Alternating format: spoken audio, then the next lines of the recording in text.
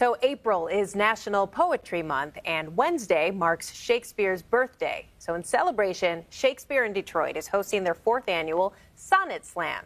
Here with me is the executive director of Shakespeare in Detroit, Sam White, along with Devon Glover, also known as the Sonnet Man. Thank you both for being here today. Thank you for having us. So this is exciting.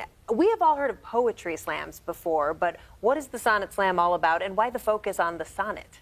Well, we love Shakespeare, obviously, and because it's his birthday and National Poetry Month, we thought, oh, this is a great way for us to partner with Inside Out Literary Arts and bring modern verse, challenging Shakespeare's sonnets. And, you know, it really sort of, when people come, they get to see sort of the parallels between 16th century poetry and poetry now, and it's fun. Yeah. Yes. For those of us who are not poets ourselves, who don't remember from school, Devon, tell us about the sonnet. What is so special about it, and why do you enjoy it?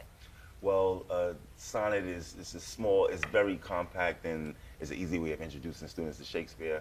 And, you know, my students coming from New York, my students, they have a affinity for hip hop. There's a lot of connections with the literary devices and the way that Shakespeare wrote compared to some of my favorite artists growing up. And students, they sort of gravitate to when they connect to the literary devices and also the meaning and the messages behind his love sonnets. Yeah, and how did you grow that love yourself? How did you become known as the Sonnet Man? Well, as a teacher, as, you know, finding a way to trying to get students to connect to Shakespeare while reading out Shakespeare out loud, you notice there's like a rhythm. There's a rhythm to the verses that he wrote, whether it's for a poetry or a character.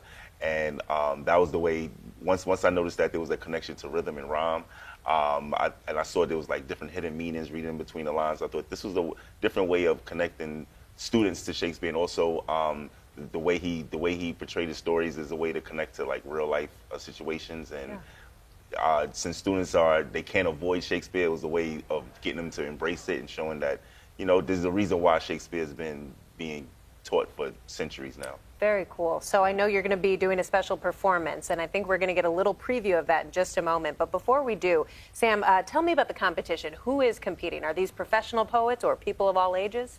The great thing about the competition the last 4 years is that we have a mix of professional poets, professional actors, teachers, and students who all come together. There's 2 teams, Inside Out versus Shakespeare in Detroit. And so we have members of the community and those who have been doing this sort of work forever. Everybody, though, comes in and they join these teams with great enthusiasm as we try to battle it out. And the audience gets to choose who wins.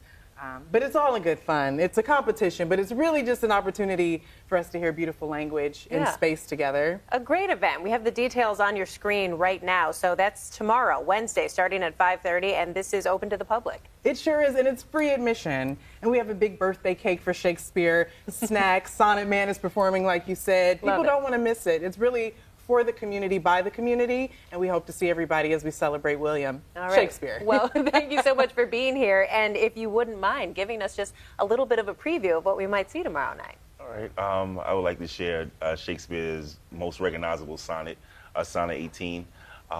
Shall I compare thee to a summer's day? Thou art more lovely and more temperate. Rough winds do shake the darling buds of May, and summer's lease hath all too short a date. Sometime too hot the eye of heaven shines, and northerness is gold complexion dimmed, and every fair from fair sometime declines, by chance or nature's changing course untrimmed. But thy eternal summer shall not fade, nor lose possession of that fair thou owest, nor shall that brag thou wanderest in his shade, when in eternal lines to time thou growest. So long as men can breathe or eyes can see, so long lives this, and this gives life to thee. I feel like I should have had a beat on it.